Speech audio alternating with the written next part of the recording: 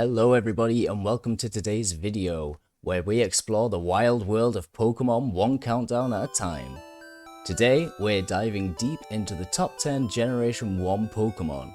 Creatures that launched a franchise, captured imaginations, and still bring back that nostalgic spark. So buckle up for some pure Kanto goodness.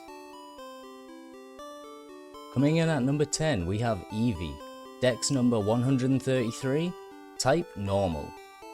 Its Pokémon Red Dex entry says, its genetic code is irregular, it may mutate if it is exposed to radiation from mysterious stones. As the only Pokémon in Gen 1 with multiple evolution paths, Eevee was the embodiment of choice. 3 elemental forms right from the start. Trainers debated Vaporeon versus Jolteon endlessly, and lore-wise, there's still mystery surrounding its unstable DNA. In the anime, the Eevee brothers showed off the evolutionary potential in style, sparking fans' imagination. And let's be real, Celadon City Evolution Stone's display felt like a moment of destiny. While Eevee wasn't battle ready in Gen 1, it definitely paved the way for powerhouse evolutions in later generations. And Eevee even became the star of Pokemon Let's Go Eevee, showcasing that it had staying power for decades. At number 9, we have Gengar. Dex number 94, type Ghost Poison. Its Gen 1 Dex entry from Pokemon Blue says, under the cover of darkness, it steals the lives of people and slumbers in their place. Gengar's mischievous grin and ghostly nature made it the MVP of Lavender Town's eerie vibes. With its immunity to normal and fighting types and a killer special stat, Gengar was terrifying in battle. And don't forget Sabrina's gym, where Gengar and crew gave every kid nightmares and awe. Haunter's evolution into Gengar introduced kids to the wonders and frustrations of the link cable trades. And Gengar later returned in the anime's Sword and Shield arc, bonding with Ash and becoming a core team member. In the number 8 spot we have Nidoking, Dex number 34, type Poison Ground. Its Pokemon Red entry says, it uses its powerful tail in battle to smash, constrict, then break the prey's bones. Nidoking was a Swiss Army knife in your team. If you needed Earthquake, Surf, Thunder, done. Its TM versatility made it a competitive juggernaut, and that sleek armor-plated design? Pure 90s action figure energy. Catching a Nidoran early on made trainers feel like they were preparing for greatness.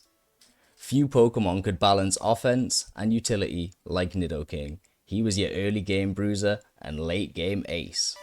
He even had a Pokemon Origins cameo. Red's Nidoking showed off in a battle against Giovanni, and it was a fitting showcase of power. For number 7, we have Cloyster, Dex number 91, and it's a water ice type. The Gen 1 Dex entry from Pokemon Blue says, shelled in an almost impenetrable hide, it uses its hard shell to protect the soft body within. Cloyster looked like a sea mine and hit like one too. With top tier defense and a killer ice beam, it was the iceberg to many sinking dreams. Hidden in the Safari Zone, it was elusive and made a stylish splash in any water-themed team. Cloyster was a card game icon. The base set Cloyster card is still a sought-after piece for collectors today. It also has a great strategy. Spikes in the later generations gave Cloyster a second life as a hazard setter competitively. Number 6 is a hot one, an electrifying one, and pretty damn cool because it's all of the legendary birds. We have Articuno at 144, Zapdos at 145, and Moltres at 146. Their types are Ice Flying, Electric Flying, and Fire Flying. The Gen 1 Dex entries say, for Articuno, a legendary bird Pokemon that is said to appear to doomed people who are lost in the icy mountains. For Zapdos, a legendary bird Pokemon that is said to appear from clouds while dropping enormous lightning bolts. And for Moltres, a legendary bird Pokemon carries fire. It is said that these fires create heat waves by summoning a volcanic peak. Found in the remote locations Seafoam Islands, Power Plant, and Victory Road, these birds made exploration feel epic. Each one symbolized elemental fury and brought flash and flare to your lineup. Catching all 3 felt like assembling the Kanto Avengers.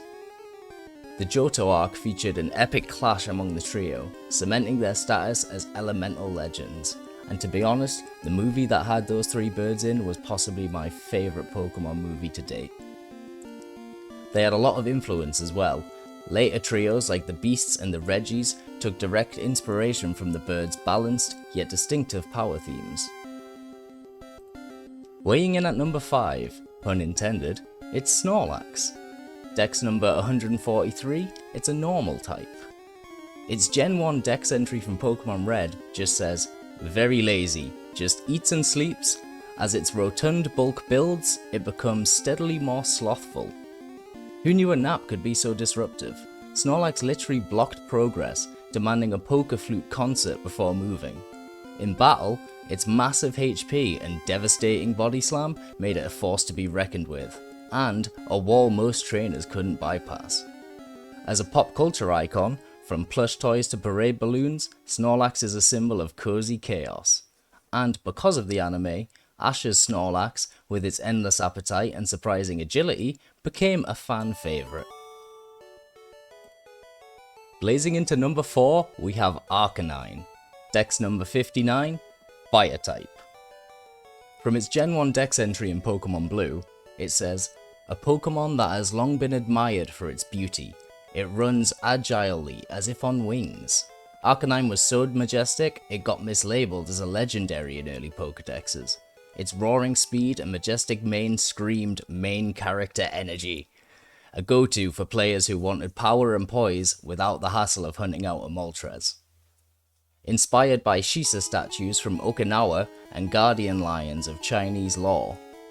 In the anime, Gary Oak's Arcanine definitely added drama and dominance to several early battles. At number 3 on the list, we have possibly the most recognizable Pokemon of all time, Pikachu.